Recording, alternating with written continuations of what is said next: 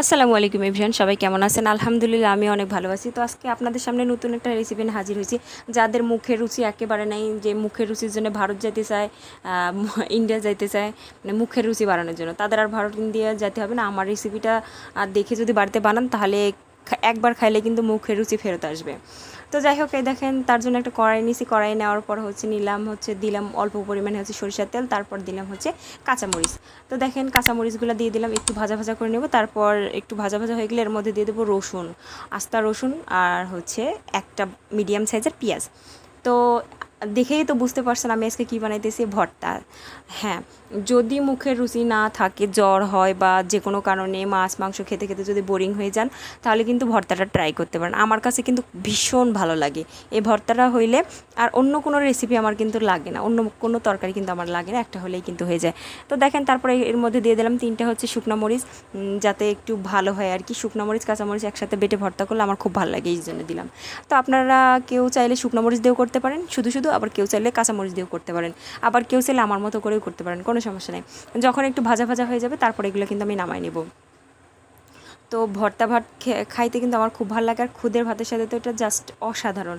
তো দেখেন কি সুন্দর করে ভাজা ভাজা করে নিতেছি। যখন এই পেঁয়াজগুলোর একটু কালার চেঞ্জ হয়ে আসবে, কারণ পেঁয়াজগুলো একটু মানে ভাজা ভাজা করেই দেবো, তাহলে কিন্তু ভালো লাগে আর কি। কাঁচা কাঁচা পেঁয়াজটা আমি দেবো না, সেজন্য একটু বেশি করে ভাজি নিচ্ছি। আর যারা একটু কম ভাজা পছন্দ করেন তাহলে কিন্তু পেঁয়াজটা একটু হালকা টেলে নিয়ে কিন্তু নামিয়ে ফেলবেন। এই দেখেন সুন্দর মতো আমি সবগুলো তুলে নিলাম। নেওয়ার পর এর মধ্যে দিয়ে দেবো হেলেঞ্চা শাক বা হেচি শাক, যেটাই বলেন আর কি। তো এটার কিন্তু পুষ্টি গুণাগুণ অনেক, এটাতে অনেক ধরনের পুষ্টি গুণাগুণ আছে। আমি শুনছি, ডাক্তারদের কাছে শুনছি, আবার ইউটিউবে দেখছি। আর যেহেতু আপনাদেরকে ঠিকঠাকভাবে গুছিয়ে বলতে পারতেছি না, তাই বললাম না। তো যাই হোক, দেখেন সুন্দর মতো ঢাকনা দিয়ে লবণ দিয়ে একটু ঢাকনা দিয়ে ঢেকে রাখলাম। তারপর এটা একটু সিদ্ধ হয়ে গেছে, পানিটাও শুকায় গেছে। তারপর এটা কিন্তু আমি নামায় ফেলবো এখন। সুন্দর মতো কিন্তু হয়ে গেছে, আর এটার কিন্তু কোনো কিছু বাকি নেই। তারপর চলে যাব শিলপাটার কাছে। যদিও আমি শিলপাটাতে বাটতে পারি না, তারপরে এটা বেটেই বানাইতে হবে, কোনো ব্লেন্ডার বা কোনো কিছুতে কিন্তু এটা ইউজ করা যাবে না, তাহলে কিন্তু আসল টেস্টটা কিন্তু পাওয়া যাবে না। তো সেই জন্য আর কি আস্তে আস্তে হলেও কিন্তু আমি রেসিপিটা কমপ্লিট করছি আর কি। তারপর দেখেন মরিচগুলো নিচ্ছি, যেহেতু শাকটা অল্প হয়ে গেছে এই জন্য আমি এখানে মরিচটা একটু কম করে দিছি।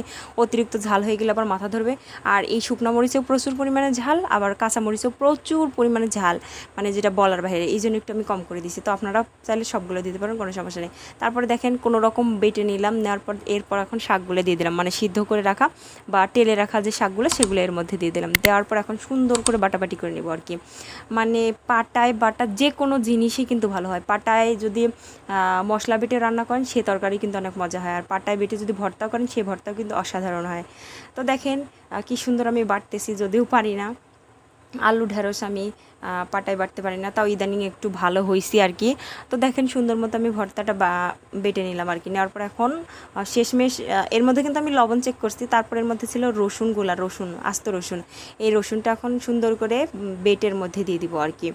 এই দেখেন রসুনগুলো কিন্তু ভাজার কারণে একেবারে সিদ্ধ হয়ে গেছে, আমার বেশি পরিশ্রম লাগে নেই। তারপরেও দেখেন কত কষ্ট করে আমি বাটতেছি, কারণ এগুলা আগে দৌড় মারে। তো যাই হোক, ওটা কোনো বিষয় না, বিষয়টা আমি আপনাদেরকে এত সুন্দর একটা রেসিপি দেখাচ্ছি। তো দেখেন কি সুন্দরভাবে বাটাবাটি করে নিতেছি আমি রসুনগুলা। আর যখন আমি রসুনগুলো বাটতেছি সুন্দর একটা ফ্লেভার চলে আসছে, মানে কী বলবো, আপনারা যদি বানান তাহলে কিন্তু বুঝবেন বিষয়টা। তো ভিডিওগুলো খালি আপনাদেরকে দেখাই, টেস্ট করাতে পারি না। অবশ্যই কিন্তু আপনারা বাড়িতে বানাবেন, বানায় কিন্তু খেয়ে আমাকে অবশ্যই কমেন্ট করে কিন্তু জানাবেন যে কেমন হলো। তো দেখেন এই যে শেষমেশ এই রসুনটা আমরা সেচতেই চাইতেছে না, তারপরে জোর জবস্তি করে সেজে ফেললাম। তারপর সবগুলো উপকরণ এখন একসাথে মিশাবো। এখন এই যে পাটাটা নোড়াটার থেকে সুন্দর করে মুছে টুছে নিয়ে একখানে করতেছে আর কি। দেখেন কি সুন্দর একটা সবুজ সবুজ কালার চলে আসছে, উফ দারুণ সেরকম। তারপর দেখেন এখন এর মধ্যে যে পেঁয়াজ ভাজাগুলো ছিল সেগুলো এখন এর সাথে ভালো করে মিক্স করব। তো আপনারা চাইলে কেউ এখানে কাঁচা পেঁয়াজও দিতে পারেন, যার যার ইচ্ছা। তো তারপর এখন শেষমেশ এর মধ্যে দিয়ে দেবো একটু সরিষার তেল দিলেই কিন্তু এটা কমপ্লিট। তাহলে কিন্তু গরম ভাতের সাথে বা খুদের চচ্চড়ির সাথে মেখে খাবেন, সেই রকম টেস্ট পাবেন, একবারে সেই রকম শান্তি। তো দেখেন একটু কাঁচা সরিষার তেল দিব, দিলেই কিন্তু শেষ হয়ে গেল। তো আমি তো সবসময়ের জন্য এরকম সহজ সরল একবার সিম্পল রেসিপিগুলো শেয়ার করি। তো আপনাদের কার কার ভালো লাগে অবশ্যই কিন্তু আমাকে কমেন্ট করে জানাবেন। আর আমার মতো কে কে আছেন এরকম ভর্তা পাগল, তারা কিন্তু অবশ্যই কমেন্ট করে কিন্তু আমাকে জানাবেন। তো দেখেন সুন্দর করে মাখা টাকা দিয়ে রেডি হয়ে গেল আমার এই আজকের যে ভর্তা রেসিপি।